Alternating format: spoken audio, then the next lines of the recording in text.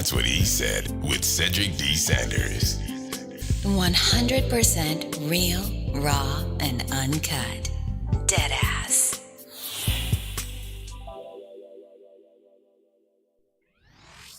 Hello, my name is Cedric, and along with my beautiful wife, Connie, we'll be hosting my brand new podcast, That's What I Said. I'm a retired Navy veteran that suffers from PTSD and anxiety, and we'll discuss how I cope with the mental illness through comedy and discussion. It's a podcast that will talk about everything from cryptocurrency to comedy. If we are worrying about the dollar going up and down, up and down, up and down, and it's still a dollar, guess what? The value of that means absolutely nothing. Cryptocurrency in itself is the future of money. From spirituality to cannabis. To have cannabis on the Schedule 1 list is bullshit. I'm sorry, it is. It makes absolutely no sense. If it's a seed that can be planted and it has healing properties in it, why the hell is it in Schedule 1? Last time I checked, cocaine don't have a healing property in it. From interracial relationships, I don't have a problem with people talking about interracial relationships. People try to talk bad about my interracial relationship just to think that they can get under my skin. I mean, really, it don't bother me. I mean, let's not make, call a spade a spade. But if you have a problem with someone that's in love, it shouldn't matter the race of the person. It's mental illness in our community. The problem is people want to put labels on it. Everybody wants to put color on everything. And as soon as you put color on it, it gets treated differently. The money gets treated funny. Because if it's dealing with Asians, guess what? It's going to take a longer process unless those leaders step up and get into the president's face or U.S. leaders' face and say, this is a problem in our community. Not leaving one topic unturned. If you want to hear real, authentic conversation, interviews, and comedy, please take time to listen to That's What I Said, because I said what I said. Giving you 100% authentic, real, raw, unapologetic truth with no filter. Listen to That's What I Said, available on your favorite podcast platform. That's what he said with Cedric D. Sanders. Welcome to another episode of That's What I Said with Cedric Sanders. Giving you 100% authentic, real, raw, unapologetic truth with no filters. This broadcast starts now.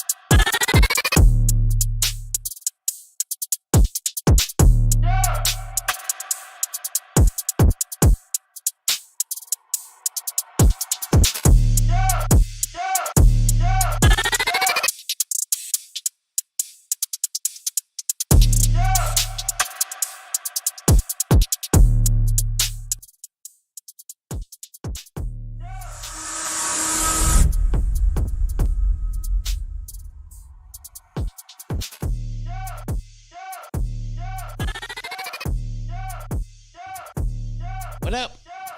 What's good, everybody? Thanks for tapping in and tuning in with us. It's Tuesday. We are live and direct. Studio B.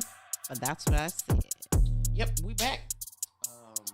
Had to take a little break. We had to take a little break. We went out of town and came back, and I think we still kind of jet lagged. I think we still kind of jet lagged. Yeah, today definitely was a rest and recovery day. Yeah. Definitely was a rest and recovery day. Didn't really do much. Just kind of lounged. Yeah, for the most part. That's what I did. But thanks for tapping in as always, y'all. It is was good. My one of my favorite pastors out there, Mr. Best. Mr. Best, thank you for tapping in with us. Appreciate the love. So we went to Kentucky for the weekend, or I should say the last part of last week into the weekend. came back home. So we weren't home during the tropical, Whatever you want to call it. yeah, whatever you want to call that thing. But my mom stayed here at the house, and she, I called to get updates, and she was like, "Oh, everything's fine. It's raining, Just drizzling." Yeah, it's drizzling. It's just spitting water outside. So it was good to know that we didn't sustain any damage or anything else like that. But I think it's just weird. This weather is just weird. Yeah, the weather is definitely becoming far more interesting these last few weeks, or last few months, I should say. Yeah, it's out of control. It is. It's really. It's got to the point where it. I don't know. I can't call it. It's definitely weird out here on the East Coast. And I said that when we was living on the West Coast. I said, "Oh, the weather's weird." So, I guess the weather is just weathering at this point. I mean, it's we had our fair share of summer. I'm sure Dallas, Texas is or anywhere in Texas is tired of summer, because summer was definitely summering, and the devil was definitely talking a lot, spraying his hot breath everywhere in Texas. So I'm sure that that it's turning into fall and everything is cooling off. Things are somewhat getting better. At least we hope anyway. Right. So tonight's topic is going down the train of current events. The last couple of podcasts have been in the realm of what's been going on currently, and I decided to do the same thing tonight. So, for those that haven't been paying attention, and a lot of people don't pay attention to the news because really it doesn't really affect them, and it affects a lot of us in different ways. And this Sunday, if Congress doesn't get their act together, it's going to affect 4 million federal workers, and I didn't get the exact number of veterans it's going to affect, but I know it affects payments of over $6 billion. This government shutdown. And everybody, I know a lot of people will be like, it doesn't really affect me, blah, blah, blah. So what kind of thing. But in one way, shape, or form, it's going to affect you. It's going to affect everybody. Like, if they say that's not going to affect them, in one way, shape, or form, it will. I mean, it doesn't necessarily affect the postal workers because they deal with payments on a different scale. What's good? Mr. Banks in the building, Crawler City. It affects people differently. I mean, even if you don't have a federal job, it affects people differently. Correct. People, post office workers. It doesn't really affect them. They have their own pool of money that they can, touch on. Social Security, Medicare, Medicaid doesn't affect them because they have a different pot of money, right? As well. But all of these are federal, right? Federally establishments or regulated establishments, or federally regulated establishments, or have some type of federal funding going into them. So, SNAP, WIC, TANF, those different types of funds are federal funds, but they will not actually affect them initially. It affects the military because a lot of people don't realize, and it was a great question that was in the comments from Mr. Banks. Why do they have to? Why do we have to keep going through this shutdown stuff every year? And it's not done. They don't do the budget by calendar year. So they don't wait until December to do the budget for January, or November until January, whatever. It's peace and love, Lisa in the building. What they do is, which is weird, is it's a fiscal year, and the fiscal year starts in October. So October 1st is the first quarter of the fiscal year. And the first quarter is October, November, December. Then you got second quarter, which starts in January. which is the new year, but it's second quarter of that fiscal year. And people say, well, why do they do that? Well, the reason why they do that is because that's just what they do. It's a fiscal thing that it helps them close out the year, but really kind of start off the year in a positive note if they have the budget and everything going correctly. When you go into January, you already have your budget going. You're going in the second quarter. So you kind of just close out the year in a new fiscal budget that helps companies or businesses, the military, whatever it is, go through and get ready to close out the year to start the new year. I mean, they still operate on the new year, but fiscally, money-wise, first quarter starts October 1st.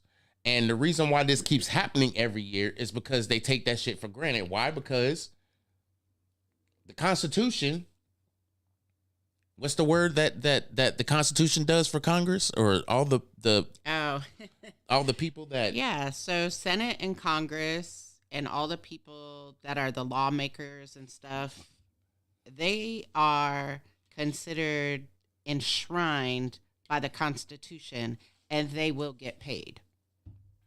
All the rest of the government employees will not. Now, this will not affect your October 1st paycheck. However, in 2 weeks, on the 13th, yeah, you won't get one. So this affects me directly because I'm a veteran, and veterans receive their money federally, and it affects $6 billion. So November's disability payments may not happen if this shutdown goes long. It affects federal workers that receive federal funding that they consider non-mission essential. Now, the military, which is my wife. I get affected twice. That's true. Because she's a veteran and she works for the government. Yep. Federally.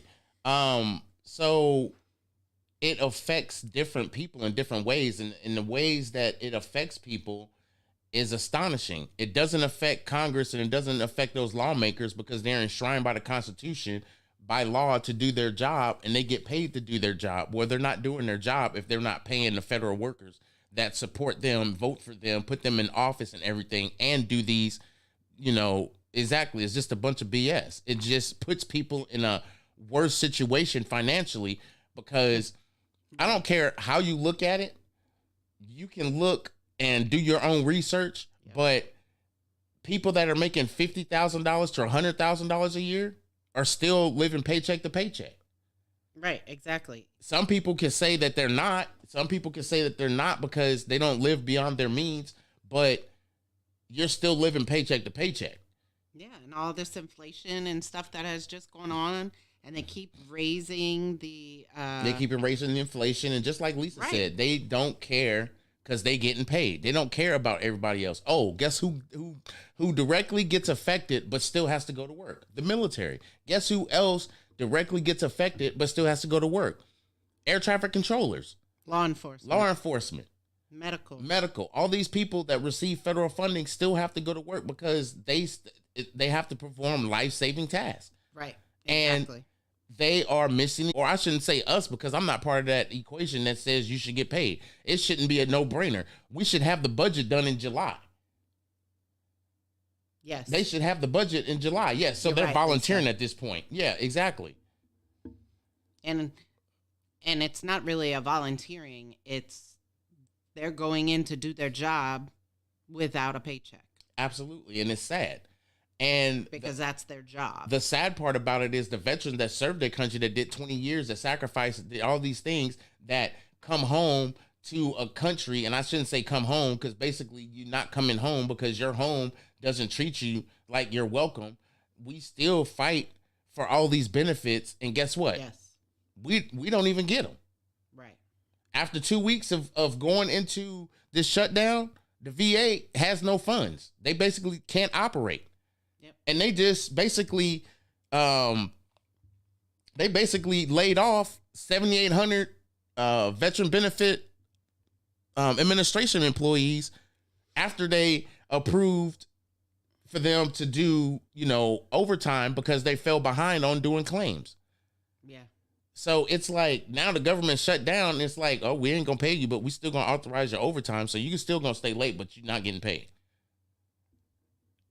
I mean, it's a lot of things that make no sense that we as taxpayers and as voters continuously vote people in the office, yet we're not putting our voice in the right spots so that people can hear us.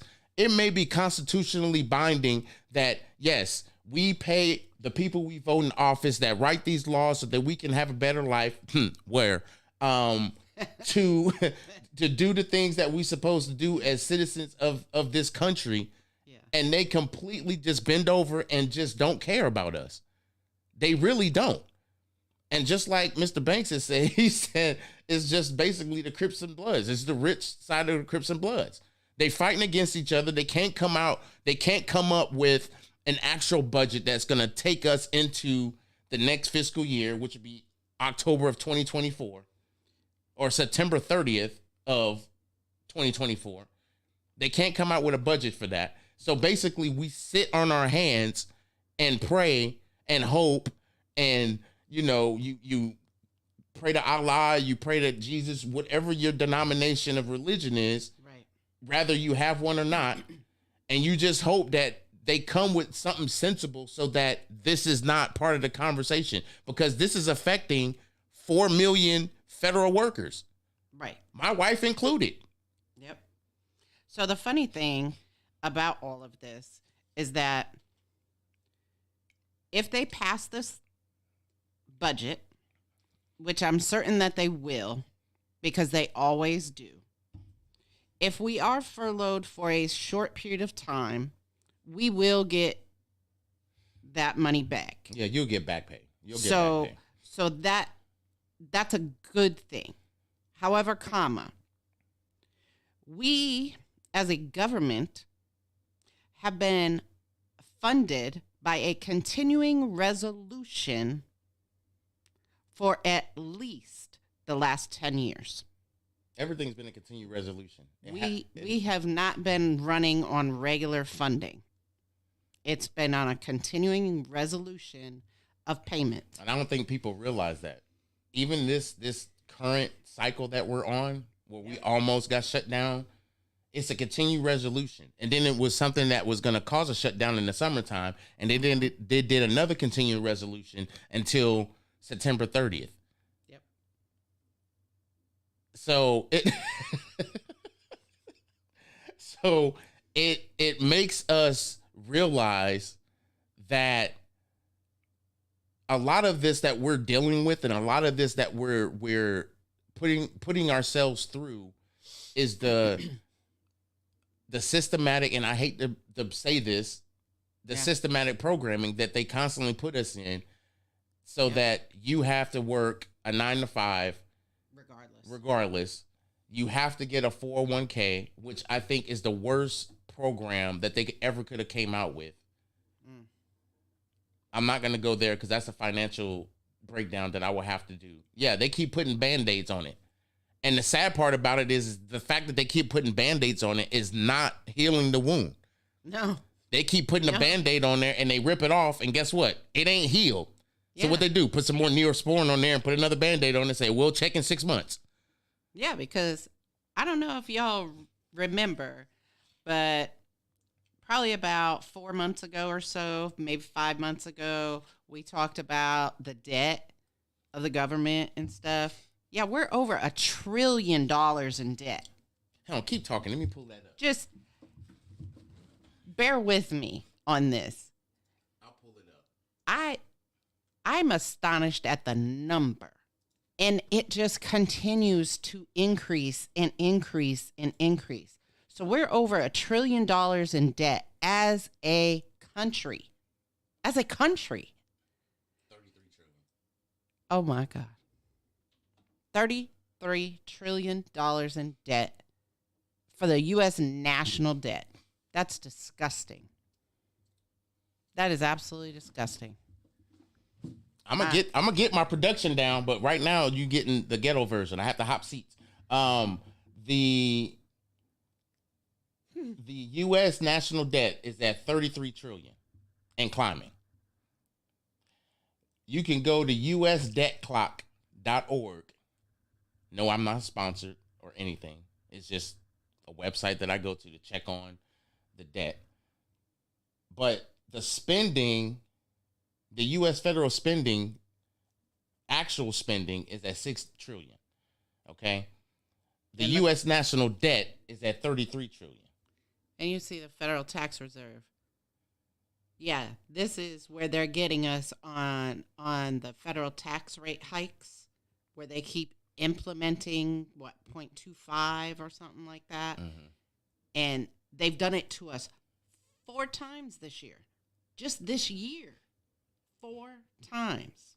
So the painful thing about this is that it's disgusting. The higher the national debt goes up, the more money that they have to pay back, the more money they have to create to still fund the programs that they approve to keep the citizens of America happy. The problem with this whole problem and this whole situation is that you can't keep something going if you keep stopping it.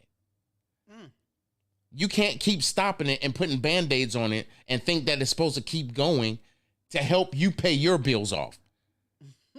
How are you going to pay your bills off when you keep shutting down the very program that's supposed to help you pay your bills? Right. I was just going to say, a lot of our bank accounts are in the red because of this very thing. Yeah. Because of this very thing, a lot of the average Americans' bank accounts are in the red or very close to the red because of this. I'm going to say this, and I'm going to say this arrogantly, and I'm not arrogant whatsoever, and I don't feed into my ego, but y'all going to think I'm in my ego when I say this.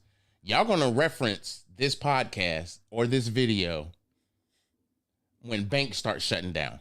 Y'all going to reference this video and this podcast when banks start shutting down and they tell you you have no money in the bank. When I've been trying to tell people, when you get paid, the nature of you getting paid is not to be paying everybody else.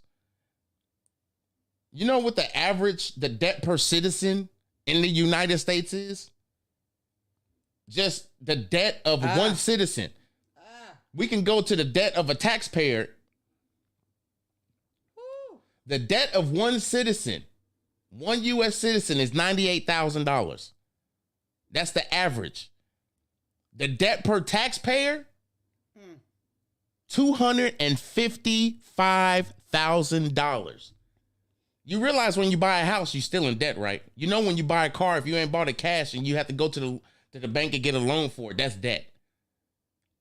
You realize that, right? If you don't, you better. I'm just throwing that out there. Yeah. Everybody wants to sit here and say that, the credit bureau is a scam. You're absolutely right, it's a scam. But what have I been saying for the last probably 5 or 6 years?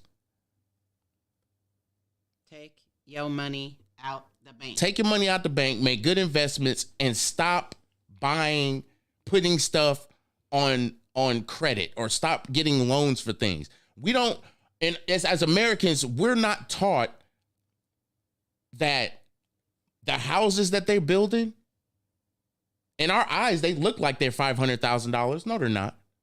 The cost of materials have went up to where now the cost of that house has went up. Houses were like $10, $15. Right. $100 back then. You get a deed, you sign your name, and that's it. Z, what's good? I can't with you. I keep it in my mattress and buy Jordans. Absolutely. No, he's at $800 or Jordans. Nah. You leave me whole $200 for the power bill. I mean, and look at the student loan debt. And well, yeah, let's do that. Where's the student loan debt? So you're pointing too far sorry. away. In the unfunded debt interest group at the bottom. Where it has a little cap. Yeah. I'm $1 trillion. Student loan debt, $1 trillion. Guess how much of that they paying when they was trying to forgive none. Certain student debt for people because of COVID and things that, because of that nature, it would have helped Americans get out of debt. $1 trillion in just student debt alone, on top of the $33 trillion that the U.S. national debt ceiling is. Now, in that, they're saying that one student is $41,000 in debt. One out of $1.8 trillion. And then they say that the credit card debt, $1.2 trillion. I ain't gonna even go there. Credit card debt. All y'all people want to get all these credit cards and max them out just so you can have something nice. And then when you get paid, y'all wonder why y'all don't have no money. Yeah, exactly. You know the biggest bank is Starbucks. $5 a damn coffee. I mean, every time. It goes without saying, because there's savings and they tell you to put your money in the banks, but the interest rate in these banks don't give you anything. No. And I've said this podcast after podcast. Penny. You put your money in the bank. It's not even a penny. You put your money in the bank. You put $10,000 in the bank today. You go back a year. 1 year. What's today's date? The 26th. 26th. September 26th. You come back to the bank September 25th, which in all reality, that's a year. People don't tell you that, but it's actually a year. You come back September 25th of 2024, you will have $10,001. That's it. Because most banks are paying you 0.1% on interest. Exactly. People put more money on their Starbucks account and don't even get any money from it, but you constantly go into an establishment buying coffee where you could buy a Keurig and buy you some K-Pods and make your coffee, or you can go old school. What was old boy's name? Juan Valdez? He was smashing them damn Colombian coffee beans, and he was hauling them bags. It's like you sit there and grind your own coffee and make your own coffee and you come out cheaper. But see, people want to live on luxury and what everybody else is doing. And this is what got us broke. Just living like everybody else and not understanding money. Too far living, trying to be like the Joneses. They holding $1.8 billion in pre-made coffee, pre-sold coffee. It's already bought. It's disgusting. You just rebuying it. That is disgusting. Y'all know that most of these coffee shops, all they do is flavor the coffee, not the bean. Yeah.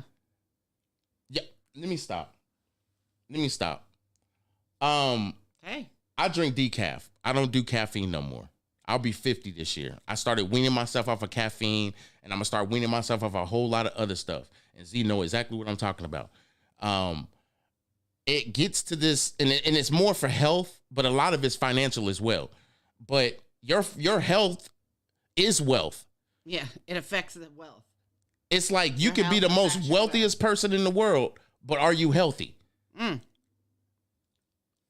And yeah, health and wealth is two different things, but really, when are you going to combine the two so that you can have a conversation with your family? Everybody says it's, I'm not going to talk to my kids about religion or money because they're too young. Who told you that?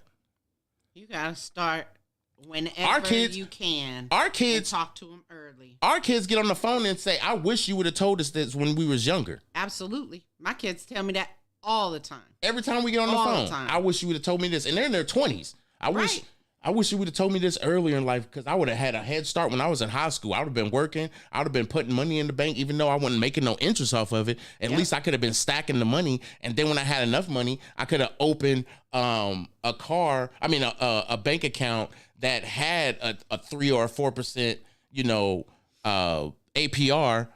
Because of my credit score, because I wouldn't have been buying anything and putting anything on credit. I would have had a decent credit score, and I would have played the credit game, because you got to know how to play the credit game. Exactly. Now, Z has this. This is no lie. My brother Mario, when I was stationed in California with him, has this Tahoe.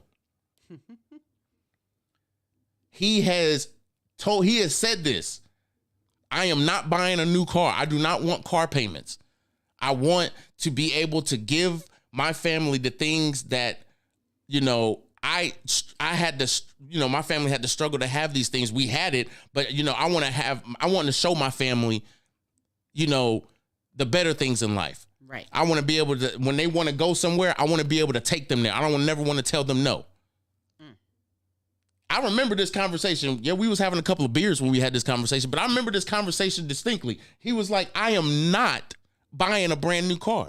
If I have to buy one because, you know, this car goes out or whatever like that, then that's what it is. But I'm going to pay cash for it. And I'm not buying a brand new. And I'm not buying it brand new. Yep. If I have to buy one, it's going to be one that I think is quality, that's going to take care of my family and do what it needs to do. Exactly. It's going to ride till it blow up. That Tahoe is something else. I'm not lying. He got a 07 white. That Tahoe, I ain't gonna lie. That Tahoe is something else. But people won't get into an old vehicle. Me and my wife were sitting here arguing just not too long ago. Not even really arguing, but having a discussion of the next vehicle we're gonna get. And people would think because, you know, of our status, we would have two cars. No. Purposely don't have two cars. We had two cars. We actually had three cars. We was in Washington State. I don't want another car payment. Right. I like Z. I don't want another car payment. We don't want another car payment. And it's like, we're waiting until the very last whenever to make the decision to get a car. And we're going to buy it mostly cash. Our car payment is going to probably be right around $300-$400 for a $60,000 or $70,000 vehicle. You can do the math. I ain't doing it with you. You can do the math. My math ain't mathing right now. Well, yours ain't. I know what mine is. So I just looked over at the debt clock, literally, and something stuck out to me. And it is the savings that per family has in their bank account. It says $13,999. That is per family. That's the average savings they have in their bank account. That's the average savings, but guess what the total debt is on average? Personal debt. Like my debt and her debt. Not together, but individually. $73,000. But you got $13,000 in the bank. This is how they teaching us how to live. That's dumb. They teaching us how to use credit to have these things so that they can still have control. When you buy a house, that's control. That house don't belong to you unless you paid it off. That house belongs to the bank. Yeah. Let you miss one payment and tell me your relationship with your bank ain't gonna change. Miss one payment on your house and tell me. Calling you. Oh, they gonna call you. They calling. Oh, you thought your name, they gonna call you by your first name. Oh no, they calling you by your last name. Yep. I'm sorry, Mr. Sanders, but it appears here that you haven't made your October payment. So when are we gonna get our funds? When the government turns the dang shutdown button on. When they turn the shutdown button off and the government start working, that's when you're gonna get funds. So are you gonna give me some type of, you know, help, some leniency, some help because, you know, I ain't never missed a payment? They ain't trying to hear that because they trying to make their money too. That's the reality of where we live at. Right, exactly. Credit cards. Oh, they calling. They calling. One day late, they're calling you. Back when COVID happened and people couldn't make these credit card payments, my God. Credit card companies had to basically write letters to government and say, we need to do something to help our citizens because they are not working because of COVID. They've been told to stay home, or they've been told to do this and they can't make the money that they've been making. Or some people that had jobs, they were forced out because of COVID, don't have those jobs no more. It's like, what are you doing to help them? And guess what? People are still recovering from that. Still, to this we day. might not have COVID. I mean, COVID might have transformed into something else right now and turned into, you know, this awkward movie. Fluvid, whatever. It's Contagion 3. It's whatever it is. Whatever you want to look at it, that's exactly what COVID's going to do. But do you think they're going to do anything to help the citizens? No, because they're in debt. Right. They're in debt $33 trillion. How are they going to help us live a better life when they keep putting us deeper and deeper in debt by not helping us? They want us to pay higher taxes. They want us to pay all this interest rate on housing. My gosh. Don't buy a home now. This is the worst time ever to buy a home. Interest rates is like above 8% now. Don't buy a home. It's insane. People that want to sell their home, they run the risk of not being able to actually have someone buy their home because the interest rate for the value of it. Yeah, for the value of it. So it goes without saying that we are in the worst time period for this government shutdown to happen. Absolutely. It's like the government owes more money than a lot of Americans do, but these bill collectors keep calling us. When y'all gonna call the White House? Do the White House get bill collector calls? Probably not. We'd like to speak to the president. This is Capital One. So it's funny you bring that up because right now there is a ticker that goes across the page that says U.S. federal debt to GOP ratio. 1960, it was 52.38%. In 1980, it was 34.67. That was the best time for the rate to be that low. Because in 2000, it went to 56.16. Today, as of today, that percentage is 122.6%. I'm sorry. That is absolutely ridiculous. I'm not gonna say nothing because I'm floored. It doubled from the rate in 60 and the rate in 2000. Doubled. I'm gonna say this. I'm okay. Whew, shoot. As we take this conversation to the left,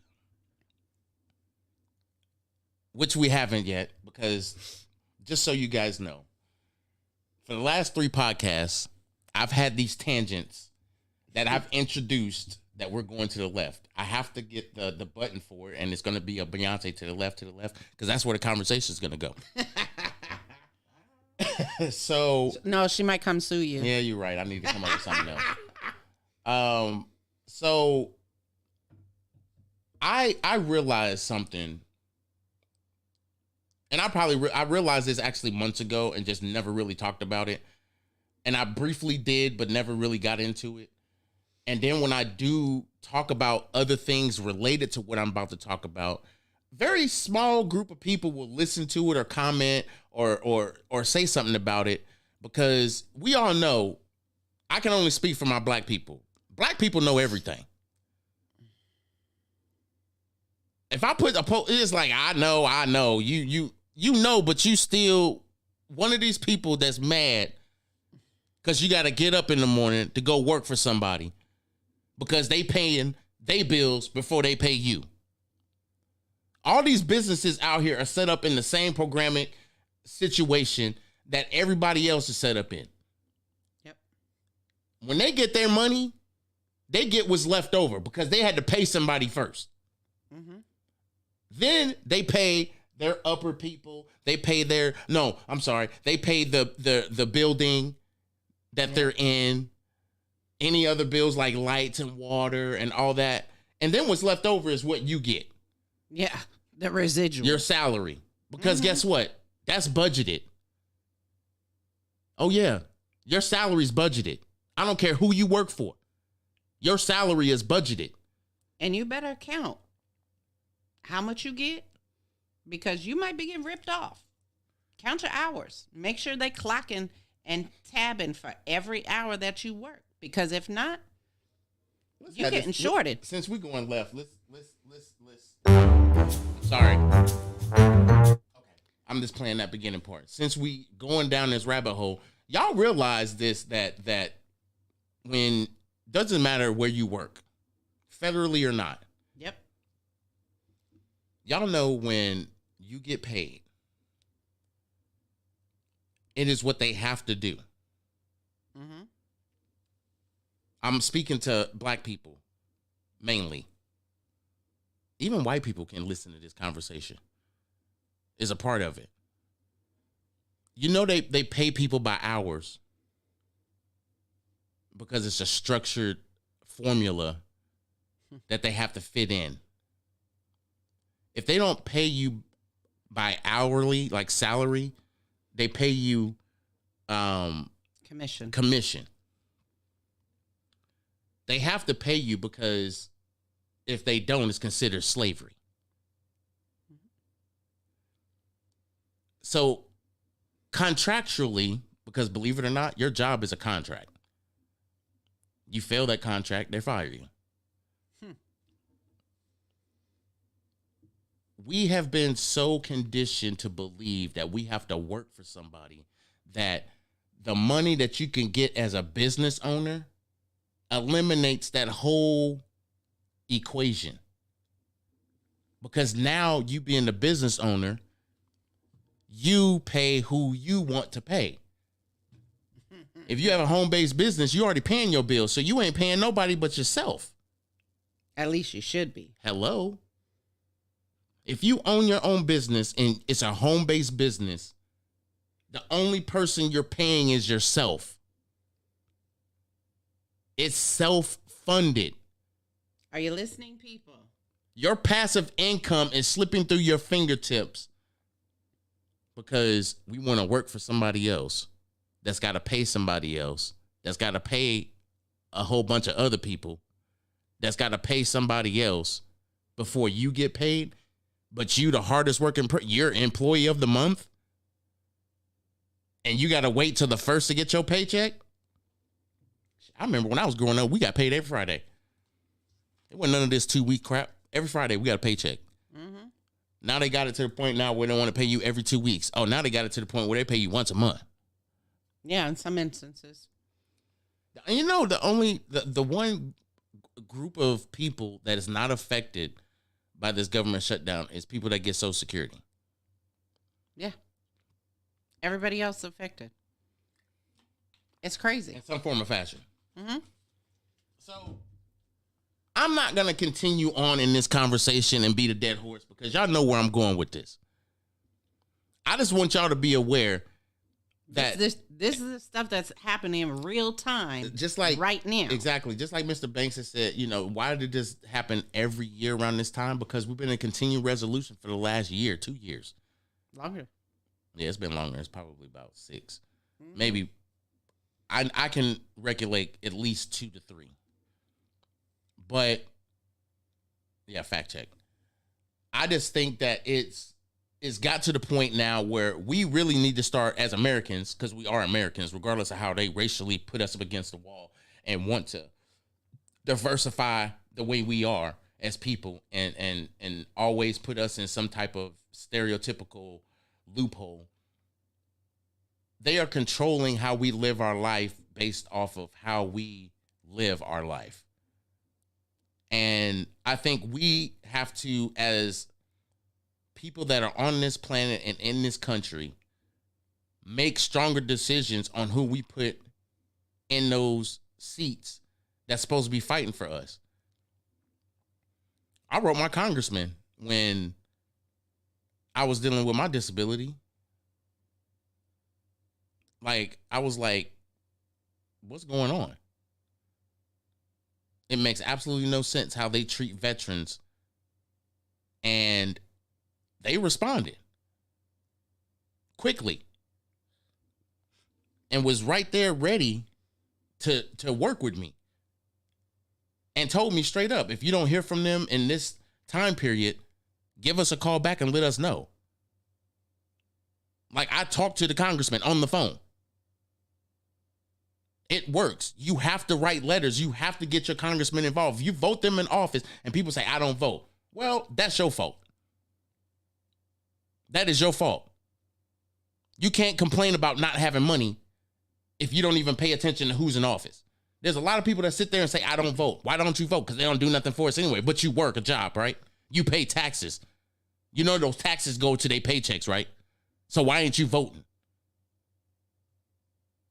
to me, the dumbest conversation to have is with somebody that says they don't vote and the excuses they make up why they can't vote. Now, I understand why felons don't vote. Perfectly understand that. Like, perfectly understand that. But if you are an able-bodied American that can vote, what's preventing you from voting other than registering? You don't have to have a driver's license. All you gotta do is have an ID card. And it doesn't matter if your driver's license is revoked, you can still get an ID card. So this is interesting. So during the last 15 fiscal years, which is from 1998 through 2012, Congress provided funding under a continuing resolution for an average of over 4 months. Mm-hmm.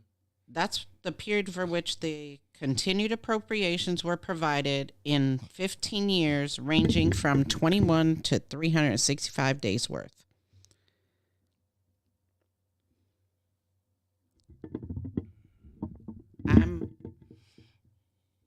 I'm baffled. I really am. I'm baffled that the continuing resolutions started back in 1952 when they started already being in debt as a government. So basically, they've been writing checks they ass can't cash. Yep. Well, anything for the people before we get up out of here? Because I ain't gonna talk about the government. Y'all know I don't do politics. I don't do the government. I just do off of what I know and what I experience, and that's it. The only thing I have is peace and love. Thanks everybody for always tapping in, tuning in, sharing, liking, loving, supporting us every week that we come on. Truly, truly appreciate it. Make sure you go to the That's What I Said page. Hit the like button. It takes you right to our YouTube page.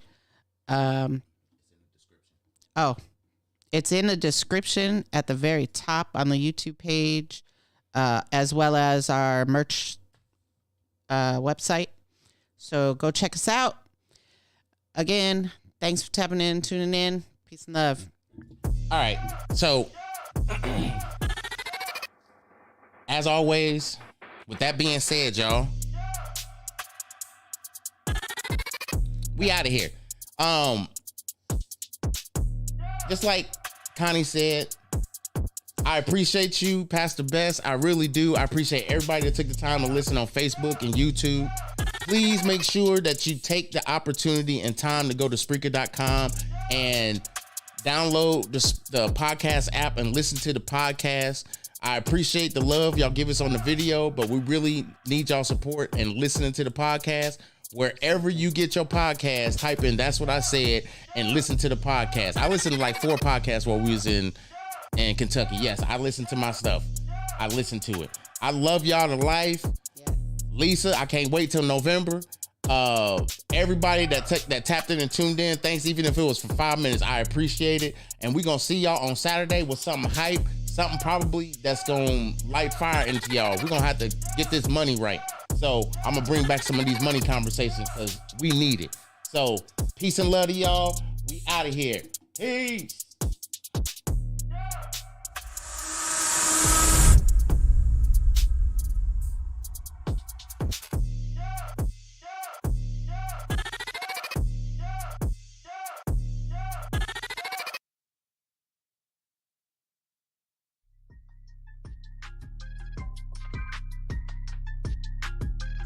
Thanks for listening to another episode of That's What I Said with Cedric Sanders. Make sure to like and subscribe to the show on your favorite podcast platform so you never miss an episode.